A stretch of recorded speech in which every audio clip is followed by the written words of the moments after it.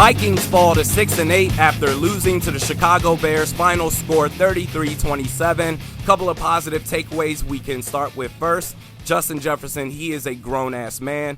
Cam Dantzler, he is going to be a problem as he continues to develop. And I really like this tight end pairing of Irv Smith Jr. and Tyler Conklin. And I want to say over the last 5 or 6-ish games or so, Kirk Cousins and his mobility in the pocket has been laser sharp.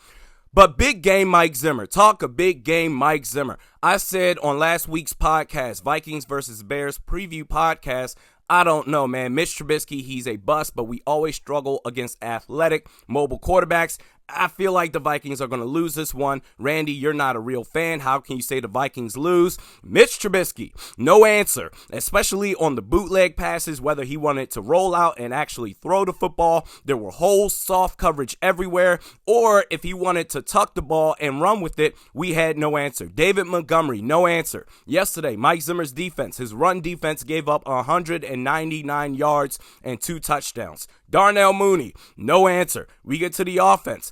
Just under 6 minutes left to go in the first half at your own 35-yard line, 4th and 1. I don't mind the aggressiveness, but my God, be creative.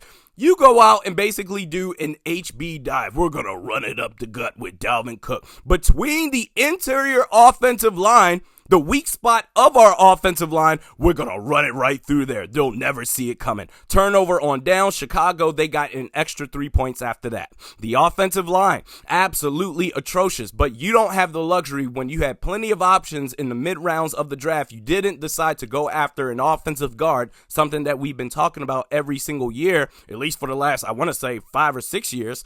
You don't go into this offseason saying we are going to roll out Dakota Dozier, Pat Elflein, Drew Samia. We're all set. You don't have the luxury to do that weak-ass shit. And then all of a sudden, when the offensive line, when the regular season is going down, when the O-line falls apart, you don't have the luxury to then say, well, what are we supposed to do? Our offensive line stinks. You don't get that excuse. Sorry. Not happening. Yesterday, Adam Thielen got targeted 3 times. The last 2 games, he's had 7 total targets. 7. Are you serious right now? All the while to make sure our running back, who's been super injury prone his whole career, make sure he get his 1,000 touches a game. That's amazing. And we can talk about injuries all we want to. Mike Zimmer, the injuries that he suffered, it's actually a miracle that they only won 6 games despite all this crap that they've been going through. Last time I checked, he's supposed to be a defensive guru. A defensive guru. That means you can work with whatever that you have. Really? Last year and this year, the New Orleans Saints, for 9 games, they lost their Hall of Fame starting quarterback, Drew Brees. For 9 games. In those 9 games, the last 2 years, the New Orleans Saints, they went 8-1. Sean Payton, you can say whatever it is that you want about him. I hate the Saints just as much as you do. That is an offensive guru. When you lose the most important position in all of sports and you can still win 8 out of 9 games, that is an offensive guru. But in order to be a defensive guru, and Eric Kendricks, he was out. Eric Kendricks, he should be first team All-Pro again. Last time I checked, we were still losing games with Eric Kendricks. But the only way that you can be a defensive guru is if you have the best edge rusher in the game. Wow. Okay. And all the while, let's not sit here and pretend like Mike Zimmer's defense in recent history hasn't been getting sliced up by the Matt Nagy and Mitch Trubisky pairing, even with a fully healthy defensive roster on the football field. And then we get back to the offense. No timeouts left. Final drive. And outside of the first down play, I believe it was to Chad Beebe to get out of bounds, you ran a putt-putt offense. All of your plays stayed in bounds. Well, it's not Mike Zimmer's fault. He's not the offensive coordinator. He's not calling plays. He's the head coach. He oversees this whole fucking team. I have never seen a head coach in my life where when the team wins, Mike Zimmer, he's the greatest thing since sliced bread. When the team loses, it's everyone else's fault. And, we're in rebuild mode. The fact that the Vikings won 6 games, it's an absolute miracle. Mike Zimmer is the greatest coach of all time. If you're in rebuild mode, that means you are going to take care of your draft picks like it's no tomorrow, right?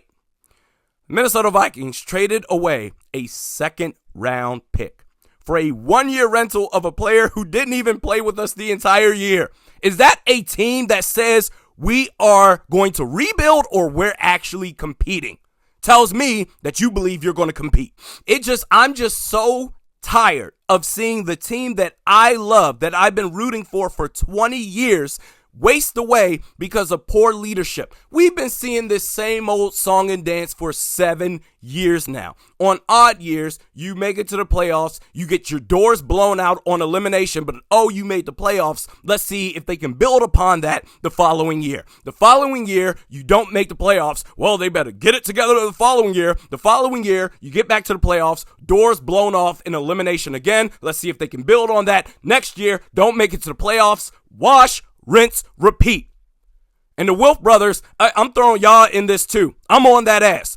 The Wilfs are either clueless or they simply just don't have the guts to make the necessary changes to get this team over the hump. 7 years and we're still trying to figure out how to get over the hump. But hey, at least we're not the Detroit Lions. At least we're not the Cincinnati Bengals. Just don't lose, baby. That our standards are so fucking low in this organization, that's all that matters, right? And I wouldn't even be doing all this if Mike Zimmer, you weren't talking all this shit like you were Bill fucking Belichick. But every time when it matters, your team fails. Your team is soft. But hey, he's the greatest coach of all time. He's better than Brad Childress, Leslie Frazier, Mike Tyson. So let's give him a lifetime contract. I am convinced that Mike Zimmer will continue to be the head coach of this team until he decides that he doesn't want to do it anymore. Because the Wolf brothers, you don't have the guts. All the talent that we have wasted away under this man. And now we have Justin Jefferson. We have Justin Jefferson now. We saw what happened with Stephon Diggs.